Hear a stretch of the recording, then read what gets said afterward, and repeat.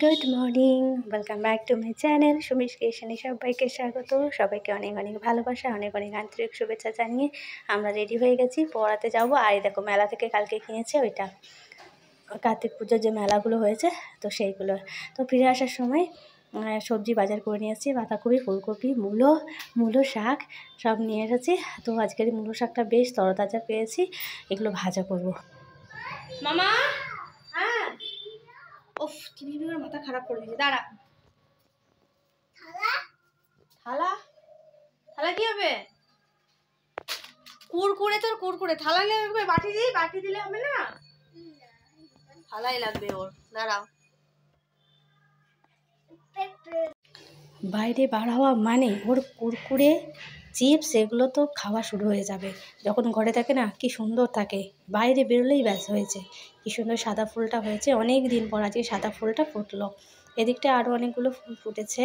এই যে আমার সুন্দর গোলাপি রঙের ফুল, এইটা কালারটা সবচেয়ে সুন্দর, একদম গোলাপ ফুলের কালার। শিউলি ফুল তো রয়েছে, অনেকগুলো শিউলি ফুল ফুটছে ছোট্ট ছোট্ট গাছে। গাছটা পুরো ছেটে দেওয়ায় ফুলগুলো খুব সুন্দরভাবে ফুটছে। আর কি সুন্দর একটা গন্ধ হয়। আমি প্রতিদিন ওই গন্ধটা শোকার জন্যই আসি, ফুলগুলো তুলি আর সুন্দর করে করে নিয়ে একটু করি। রোদটাও বেশ সুন্দর, মিষ্টির রোদ একদম। চলো, বেশি দেরি করব না। তো গাছগুলো একটু জল দিয়ে নেব সকালবেলায়, বিকেলবেলা করে হয়ে ওঠে না, তো জলটা দিয়ে নেব, সেই কারণেই আসা প্রতিদিন। তো দিয়ে নিয়ে তারপর রান্নাবান্না বসাবো। চলো, দেখতে থাকো, সঙ্গে থাকো। ফুলগুলো ঘোরানোর জন্যই আসলে গেছি। আগের দিনে নিয়ে এসেছিলাম, দুপুরে এত বাজে ওকে দেখাতে দিয়েছি, পুরো ফুলগুলোকে চটকে একদম করে দিল। হালকা করে সুন্দর গন্ধ। আজকে যদি ফেলেছিস মারবো আমি, দেখবি। থাক এখানে, থাক ফুলগুলো থাক। এই যে কালকে আসার সময় বাবু পিঠে নিয়ে এসেছিল, 5টা নিয়েছিল, 3টে খেয়েছে আর 2টো আছে। খুব একটা ভালো লাগে না এগুলো। এই তো মা, খেতে পারবে? নেবে? থালাটা নিয়ে এসো। বেশ, থালাটা বাসে করে নাও, নিয়ে এসো, চিপসটা নিয়ে এসো, থালাটা নিয়ে এসো। নিচে লেগে গেছে। বেশ, দাঁড়া, বাটি দিই। আগে 1 প্যাকেটই বিরিয়ানি নিয়েছি, এগরোল খেয়েছিলাম, তো সেই জন্য 1 প্যাকেটই নিয়েছি। ওর জন্য ও বিরিয়ানি করছিল। ওর বাবা নিয়েছে, এগরোল খেয়েছে, খেয়ে নিয়ে আর পিঠে নিয়েছে ঘরে এসে খাবে বলে, তো সেটাই খেয়েছে। আর হচ্ছে ওই যে মামা তো 1 প্লেট খেতে পারবে না, তো সেখান থেকে আমি একটুখানি খেলাম আর বাবা 2 গাল খেলো। আর এই পিঠেটা ওই জন্য খেতে পারেনি।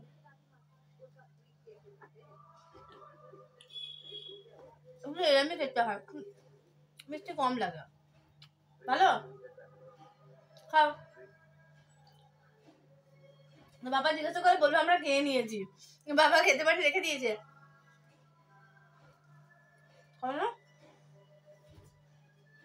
কেন রান্না করতে হবে? ওই যে এটা নিয়ে এসছে শাক, মূলো শাকটা বলে অন্য শাক আর নিলাম না। মূলো শাকটা ভাজবো, আর ফুলকপি, টাটকা ফুলকপি।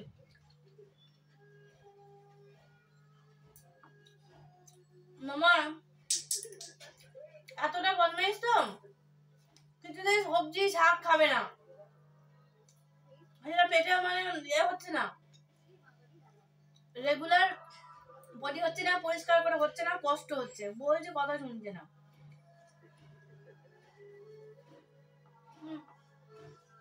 চলো চলো ঝটপট করে রান্নাবান্না শুরু করি। খাবে না? বেশ, তুলে রেখে দি, পাপা খেয়ে নেবে।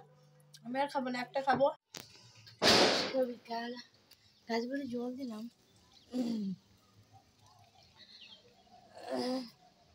আজ পড়ানো নেই, তারা খুব মানে দেখবে এখন তো ঠাকুর দ্বারা চলছে। দাঁড়া, ক্যামেরা সেট করি।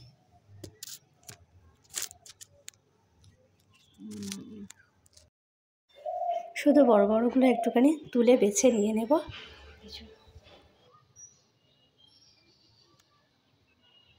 কটা তুলে নিয়েছি, আর গাঁদা ফুলটা মানে খুব সুন্দর হয়েছে।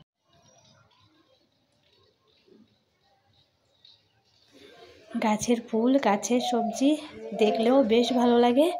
এই গাছে ছোট্ট ছোট্ট সুন্দর সুন্দর ফুল সবে বেরিয়েছে।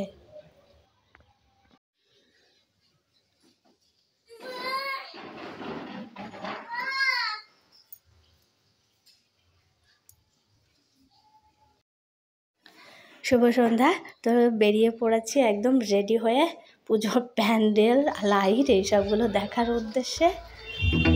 মামা তো খুব খুশি, প্রতিদিন যাব, বেরু যাব, ছাড়তেই চায় না। কাটোয়ার একদম ঐতিহ্যবাহী পুজো, মিউজিকের সাথে সাথে সুন্দর লাইট, এতটা সুন্দর। আমি মিউজিকটা অফ করে দিলাম কারণ ওটা কপিরাইট চলে আসবে বলে। তো এইখানটায় সুন্দর করে প্যান্ডেল করেছে, একদম পুরো পুকুরের উপর, নিচে জল আর উপরে প্যান্ডেল। তো এই দেখতে দেখতে আজকের সন্ধ্যাটা কেটে গেল। তো বন্ধুরা, আজকের ব্লগটা এই পর্যন্তই। ফিরে আসবো আরও একটা সুন্দর ব্লগ তোমাদের উপহার দেওয়ার জন্য। কেমন লাগলো আমার এই ছোট্ট দুষ্টু মিষ্টি ব্লগটা অবশ্যই কমেন্ট করে জানিও। টাটা, ভালো থেকো, সুস্থ থেকো।